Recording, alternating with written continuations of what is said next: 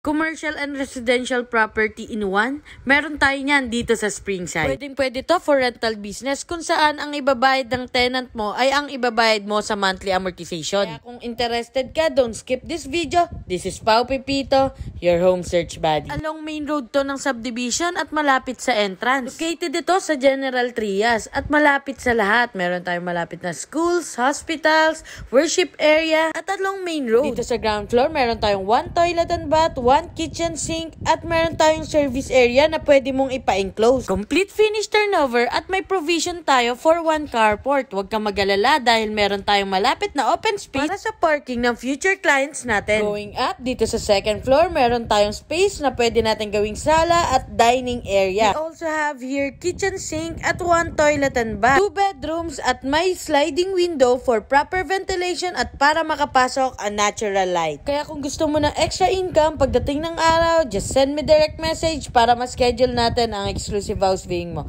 Bye-bye!